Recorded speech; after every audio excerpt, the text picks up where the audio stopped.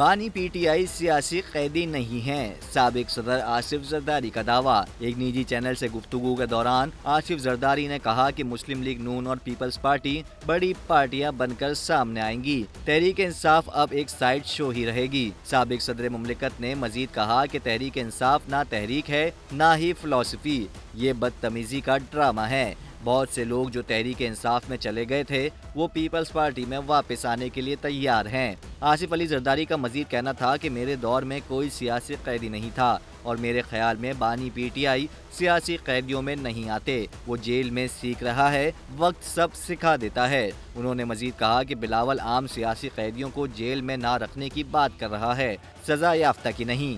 साबिक सदर ने वाजे किया कि इंतखाबात के बाद सियासी बहरान कम हो जाएगा और फिर सबको काम करना पड़ेगा।